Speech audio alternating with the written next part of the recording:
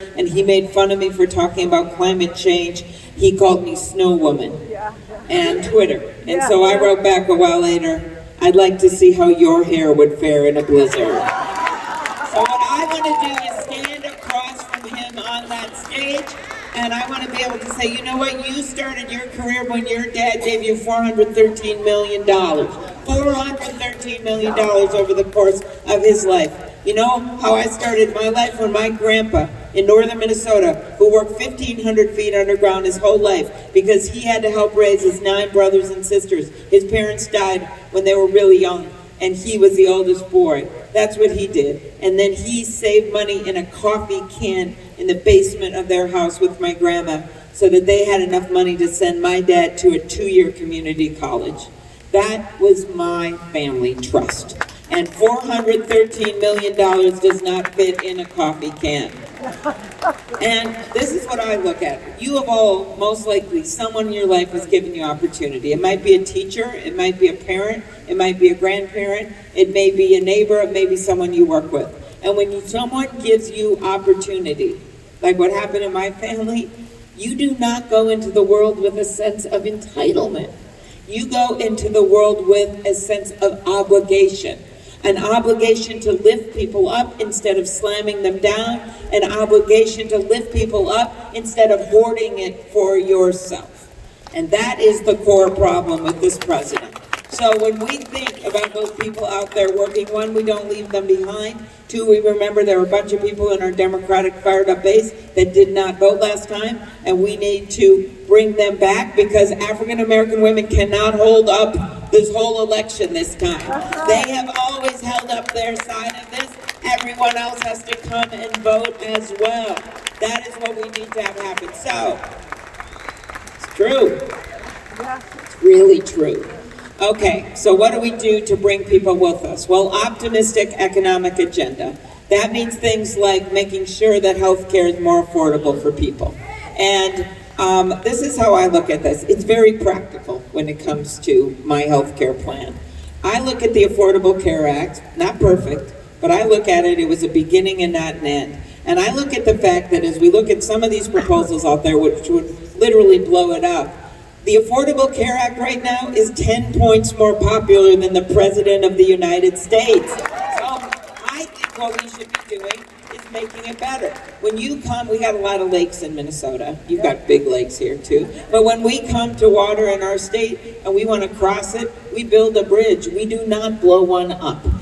So my idea here is a non-profit public auction, something that President Obama wanted to do from the very beginning. My second idea is take on the pharmaceutical companies in a big way. And I have been leading that fight since I got to the Senate.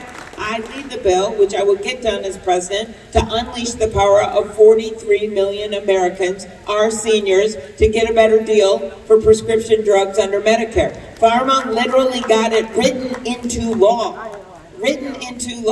that they cannot negotiate, whereas Medicaid and the VA can. That's a good thing, but Medicare should be able to as well. Secondly, in Minnesota, I can see Canada from my porch. And I can see those less expensive drug prices. We can see them. And the issue here is that they have not allowed any competition from safe countries. So actually, Bernie and I did this together once at midnight. We had an amendment to bring in less expensive drugs from Canada. 14 Republican senators voted for it. Now, they might have been tired and not noticed it, but they did. And then I went on to lead that bill with Senator Grassley, the Republican chair of the Finance Committee, because I know we have Republican support. Then I found out the best thing of all. When we put together our list of 137 things that a president can do herself without Congress that are legal in the first 100 days, you can actually do this. You can apply for a waiver to bring in less expensive drugs from other countries.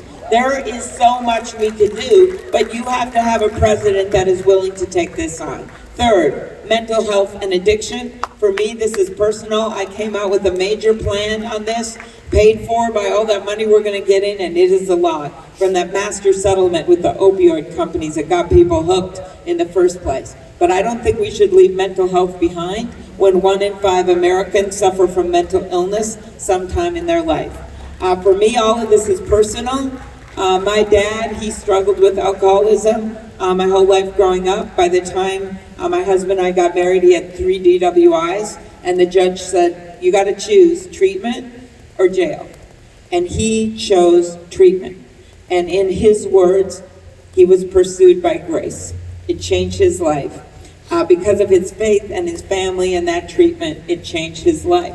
And I think everyone should have that same right in this country. The little postscript is that my dad is 91. He's in assisted living. He's doing well. His AA group still visits him. And in his words, 1.5 years ago, it's hard to get a drink around here anyway. So that is where he is. And the last thing I'll say, long-term care. That is the big elephant that you cannot even fit in this courtroom. Long-term care, and it isn't just seniors, it is people who are trying to take care of their aging parents and their kids. It affects everyone in this country. So the first thing you do is keep Social Security strong. It is by 2034 going to start paying out 10 to 15% less. All you got to do, it's a pretty elegant solution. You pay into it up to $133,000 in income. You just raise that cap and have it start again. You could do it at $250,000 and above. It would keep it strong into perpetuity. That's the first thing. Second thing, of course, Medicare and Medicaid strong. But the third, long-term care insurance. Making it easier to get long-term care, making it easier for people to stay in their homes. My dad, his little story, he got long-term care insurance. I have no idea why, but he did. And that is why he gets to stay in this house right now with 15 people. He's really happy there. I know when that insurance is going to end. It's in about 1.5 years. And then he has some small savings. He got married 3 times, whole nother story. But he has some small... In Vegas, I can tell all these things.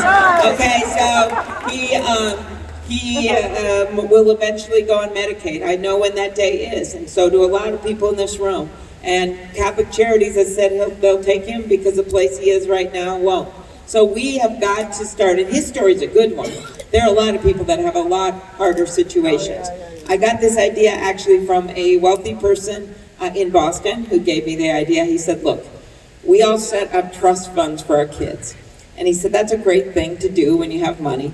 And he said, why don't you take them at over $500,000 that's saved? You don't have to tax the whole trust fund, but you can tax the increases. You can tax the gains. You can tax the appreciation, it's called. And you know what you bring in for long-term care and helping people with premiums and helping them stay in their homes? Over $100 billion. That is what we're talking about with long-term care.